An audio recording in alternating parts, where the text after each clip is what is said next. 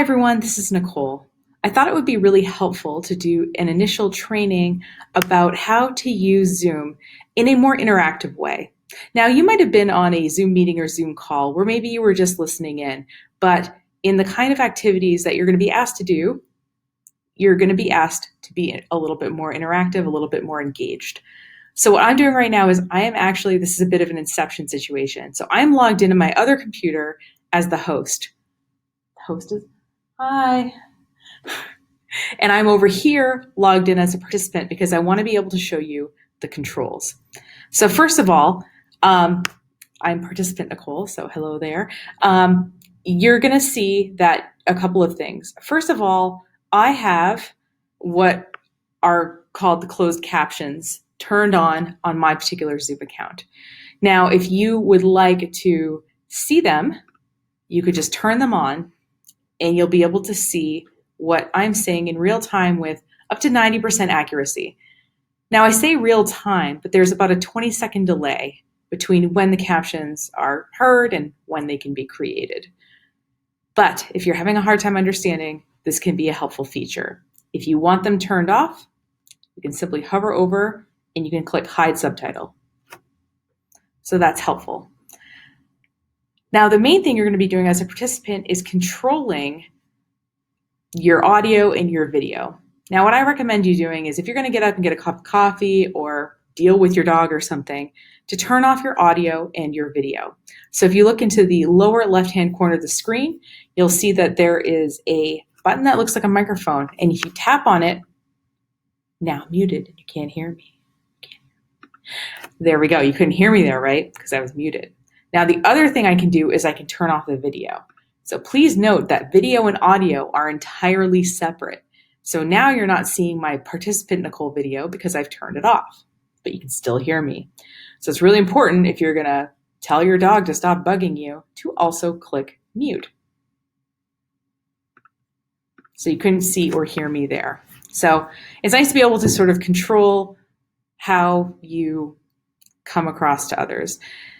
Now, the other thing is you're going to control the display at which you're seeing things. So right now I am looking at what's called speaker view.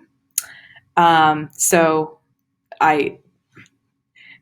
kind of a complicated story, but basically what happens with speaker view is one video is big and the other videos are small. Now, typically the big video is either the person who is speaking or the person who is hosting. So my hosting account is considered the main video, which is why I'm still little and in the corner.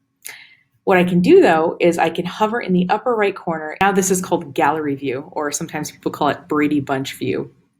So what you see here is I am side by side with the other people, whether they're hosts or co-hosts or fellow participants. So you're going to see, like if there was multiple people here, you would just see a lot more of these tiles. Now, if I want, let's say that I want to keep a particular video large. So for example, sometimes people unmute their microphones accidentally, so they'll cough and then suddenly the speaker view will go over to them. What I can do is I can hover over the account or the picture that I want to stay big, and these three dots appear, and I can click on this and I can click pin video. So what that's going to do is keep that video big until I want it unpinned. So I can go unpin video. So this is handy, by the way, if you're like attending like a cooking class or something like that and you want to keep your eye on the instructor. That's like a really handy feature. So you can toggle between participant view and speaker view. There's speaker, here's gallery, speaker, gallery. So you're able to kind of control your experience that way. Now let's talk a little bit about some of the other aspects of participating in a more interactive Zoom call. So what I'm going to do right now is I'm going to click on participants, and that's going to open a little panel to the side of, or I guess here, of all the people that are participating. So what you'll notice here is that I'm seeing everybody who's participating, and I can see whose microphones are turned off. I can see whose microphones are not turned off. So something that you're able to do, like if you have a question, is I can click raise hand. And what you'll see here is a little tiny hand goes next to my name. And what that allows people who are facilitating to do is see that you have a question and be able to kind of wrap up the point they're getting to and get to you. So afterward, after they're done answering a question, just remember to lower your hand so that they can get on to the other people. The other thing that you can actually do is you can have what are called reactions. So if you look all the way in the bottom bar, and by the way, I'm on a Mac right now, so you might be instead on a Windows computer. These might be slightly different, but they'll work very similarly. Is if you click on these reactions, you'll see that there are little thumbs up signs, little clapping signs. So you can have a reaction there. So sometimes if you want to do a quick poll or something, I might be like, clap if you're following me, or thumbs up if you want me to explain more. And as you see, that reaction automatically goes away after a period of time. The raised hand, your hand will stay raised until you lower it. The reaction is just kind of an in the moment thing. The other thing you'll notice with Zoom calls is that there's going to be some participation that maybe involves your hands. Now, because we're on video, we don't really have that body language interaction that we would if we have in real life. So the speaker might say something like, do jazz hands if you're following. All right, if you're ready to get started, and things like that. So you're going to see probably a lot more talking with hands than you normally would in real life. I know I certainly do it more over Zoom than I do in real life because of that feature. Now let's talk a little bit about more advanced things that you might want to get into. The first thing is that if you're on a computer that has more than one thing plugged in, you might notice, for example, that your audio isn't working or it isn't strong enough. You might say, like what's going on here? What you can do is next to both the microphone and the camera button in the lower corner here, I'm going to click on this little up thing next to the microphone and I'm going to click on audio settings. And what you'll notice is that it tells me what speaker that my sound is coming out of. So let's say that like you can't hear anything. You might have your headphones plugged into the back of your computer. True story, that happened to me. So you can pick which output device that your speaker, where the sound is coming out for you. And you can also pick the microphone that you want used if you have more than one microphone on your computer. So that's really helpful to be able to do. You can get to your video settings here as well, but you can also get to them by clicking on video settings here. So here is my video settings. I only have one camera on this computer, so it's not letting me pull another one, but you can pick which camera. What you can do right here is you can click mirror my video. Now you'll notice behind me, I've got two posters that are written backwards. I promise you they're not written backwards in real life. It's because I'm mirroring. So if I want, I can uncheck this box and suddenly they're facing the correct way. Now, obviously to me, my face looks a little bit odd because it looks like it should be the other way around because I'm used to things being mirrored.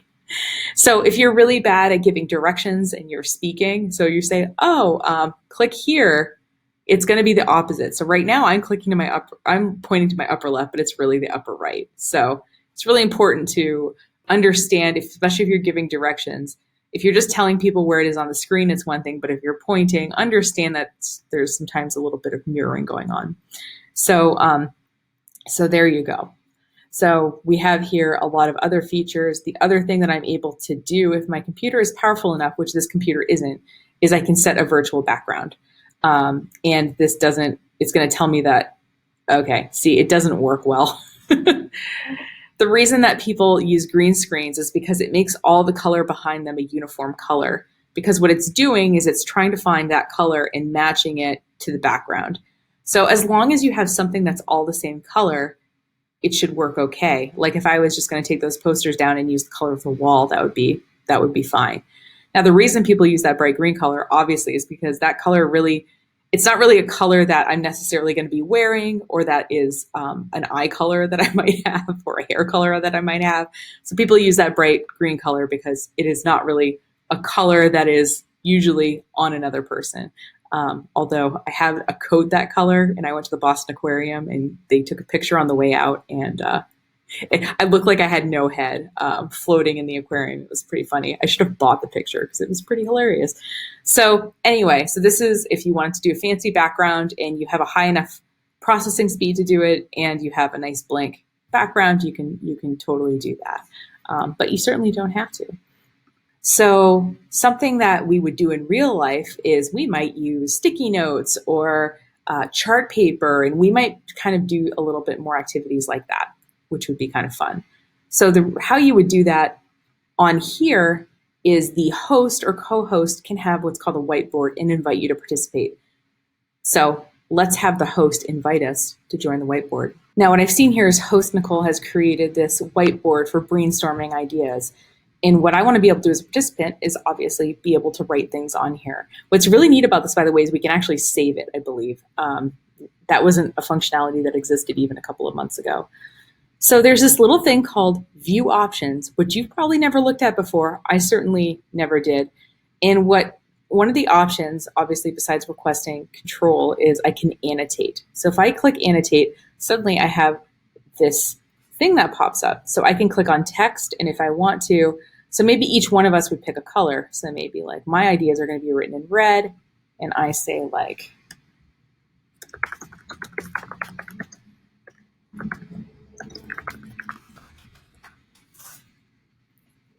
and as you see here, everyone will be able to like be putting stuff in here. In addition, obviously, to text, we can also have stamps. So like, let's say that we had some ideas and I said, okay, everyone, let's vote on the ideas we like the best. We could put little stamps next to things. So we can also erase. So if you were like, oh, I don't want to put that in there, you can erase it. I don't think you can erase other people's stuff. Yeah, I can't erase other people's stuff. Probably not the host stuff in particular, but not that you should do that anyway, of course. And so, like I said, there's a way to kind of have this as a whiteboard. Now, the thing to remember too is you can share a blank white screen as a whiteboard, but you can also share basically anything that's an image, whether it's a PDF or something like that. So if you had a worksheet or something like that to work through, you could put it on the screen and people would be able to work through it, which is pretty neat. Now I'm going to be host Nicole and turn this off. Now, the final thing I want to talk about is breakout rooms. So breakout rooms are great because they allow you to work in small groups within Zoom and then come back to the main group and report out, which is kind of fun. Now, the only people that can do breakout groups are actually someone who's the host. As a co-host, you're allowed to move between breakout rooms. As a participant, you're going to be stuck with whatever breakout room someone puts you in. So let me show you what it's like to just be in a breakout room. And then I'll show you what it's like to move from one breakout room to another if you're a co-host. So right now, I'm just going to be a regular participant and I'm going to be put in a breakout room. Now, as you see here, the host has put me in a breakout room and I have to click join breakout room. I'm in a breakout room by myself, which I don't know, isn't super interesting, but I did want to show you a couple of things that are back here. One is there's an ask for help button. So if you're in a breakout room with somebody who maybe is being a little weird, or like you have a question and you want the host to come in and clarify something, you click ask for help and the host will see that you've asked for help and can come into your room. The only other option you really have is to leave the room, and leaving the room puts you back into the main room. I'm going to leave now. And there we go. Now we are back in the main room. Now what I'm going to do here is host Nicole is going to make participant Nicole a co-host. Very exciting.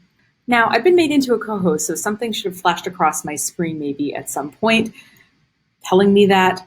But what I'm going to do is I'm going to click Join Breakout Room. Now, remember, I'm a co-host now. I'm not just a participant. All right, and now I am in a breakout room as a co-host. You'll notice that a little something extra has showed up. Look in the bottom toolbar, Breakout Rooms. Now, what you see here is I'm in Breakout Room 1. But if I want, I can leave. Now, don't click leave because leave will put you back into the main room. Rather than thinking of leaving the room you're in, thinking about joining a new room. So I'm going to join breakout room 2. And here I am in breakout room number 2. And I can move back and forth.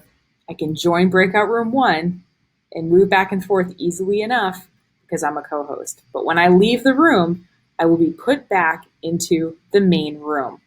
So if you're being asked to move from room to room, don't click leave, click join. So I'm going to leave this room now and go back to the main room because I'm done breaking out.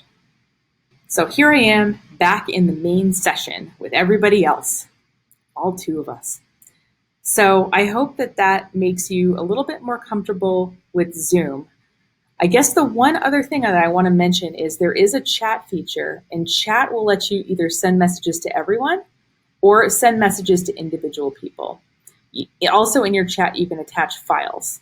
Now, to make sure that link, if you're putting a link into chat, make sure to type HTTP dash the whole thing, not just the link. It doesn't hyperlink automatically. But you can add files, you can add links, and if you put it to everyone, everyone will see it. And something that you can do at the end is that you can save the chat. Now there's nothing in here to save. That's why it's not letting me. Yeah. Now there's something to save.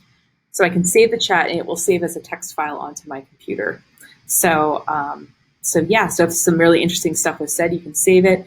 Also know that nobody, if you're private messaging somebody, nobody can see it, including the host. So I don't think I can see it. So, I mean, you shouldn't call me a jerk anyway, but if you're going to, know that I probably won't ever see it. So that's all I have to say about Zoom. As you see, it's not quite as great as working in real life, but we do have some features that we can use to make our sessions a little bit more interactive, a little bit more useful, and also a little bit more tailored to something that you'd like to see. I look forward to meeting you through the internet or in real life at some point, and thanks for watching. Have a great day.